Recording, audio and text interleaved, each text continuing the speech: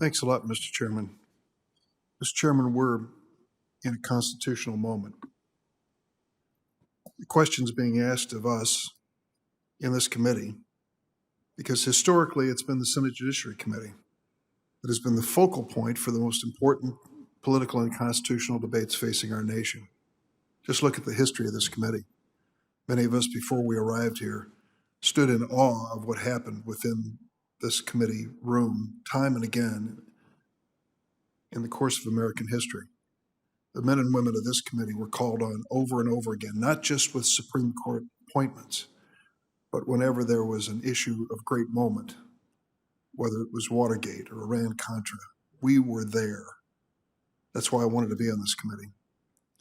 I felt that if you're going to serve in the Senate, there's no better place to be at that moment in history when the Senate is looked to for leadership for this nation. We have questions before us today that are of constitutional moment. Is our system of justice in America so infected by racism that it cannot function in a manner consistent with our democratic values? That's as basic as it gets in a democratic society, that question. Is our president mobilizing our military to suppress dissent in a manner inconsistent with the Constitution and never seen before in history? That is a question that goes to the very heart of our democracy and our role as an equal branch of government. We come together today to discuss an important issue involving a pandemic and our role as a government when it comes to incarceration and detention. That is a timely topic.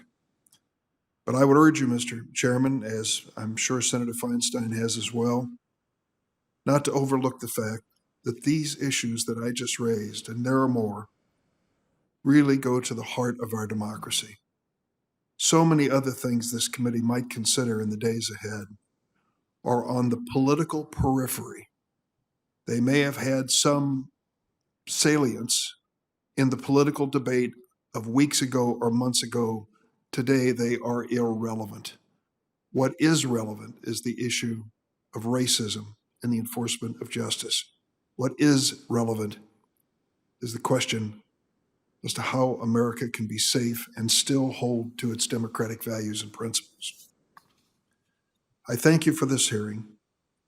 I'm pleased that we will have another hearing on the issue of police misconduct. I hope it is the first of many.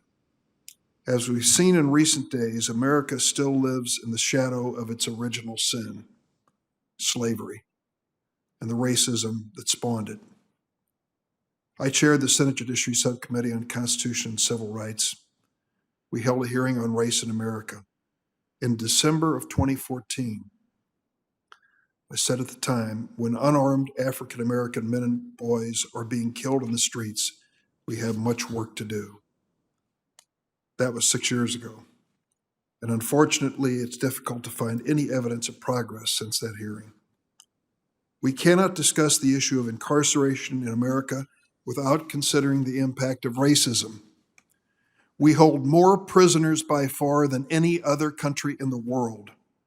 This is largely due to the failed war on drugs, which disproportionately and unjustly targeted people of color.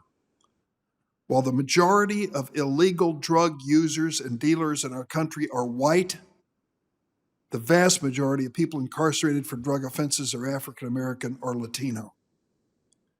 With that in mind, I'm disappointed, but I'm not surprised at the Bureau of Prisons' failure to do more to protect individuals in its custody from the threat of COVID-19. This is not a partisan issue. In December 2018, the Senate came together across the aisle to pass the First Step Act on an overwhelming 87-12 vote. The First Step Act gave the Bureau of Prisons the authority to quickly release or transfer vulnerable inmates to home confinement.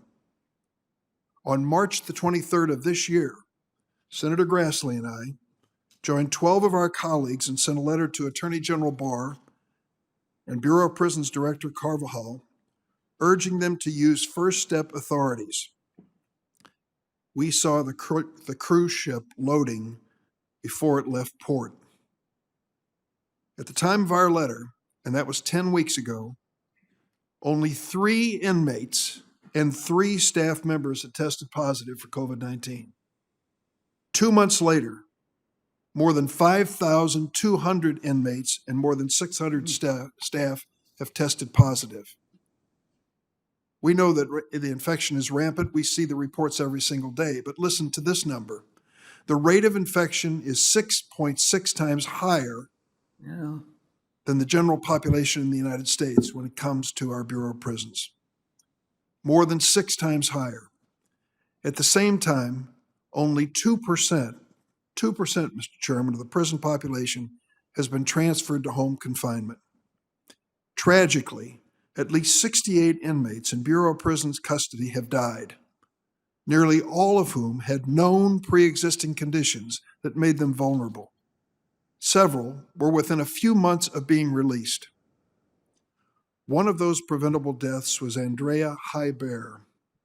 Miss Highbear was 8 months pregnant when BOP officials sent her to the Federal Medical Center in Carswell. She contracted COVID-19 and gave birth to her premature daughter while on a ventilator. Nearly a month later, Miss Highbear died. She was never able to hold her baby in her arms. I was stunned to learn that many inmates are being denied home confinement unless they are deemed, quote, minimum risk, close quote, by the Justice Department's risk assessment tool. It's a formula. It's a mathematical formula, and it's known as pattern. Every one of our witnesses knows what I'm talking about. At our last Bureau of Prisons oversight hearing, the Department of Justice's own analysis forecast shocking racial disparities in this mathematical formula known as pattern, with a majority of Black men deemed high risk. Do not believe that racism in law enforcement died with George Floyd on a curb in Minneapolis. Under this flawed and cruel Justice Department standard, listen to this, only 7% of Black men were classified as minimum risk, compared to 30% of white men in our Bureau of Prisons. Is it any wonder that white inmates, like the president's campaign manager, Paul Manafort, and the president's personal attorney, Michael Cohen, are being transferred to home confinement, while vulnerable inmates of color like Andrea Highbear languish and die? Today, we must also consider America's other great civil rights challenge, and that is immigration. In the midst of this pandemic, we are reminded every day that America would be lost without immigrants. You know those controversial DACA people? Among their 800,000 or 41,000 healthcare professionals risking their lives fighting COVID-19. 41,000 DACA recipients. But at the same time, thousands of immigrants are still languishing in inhumane detention system. Many have committed no crime other than trying to provide a better future for their families.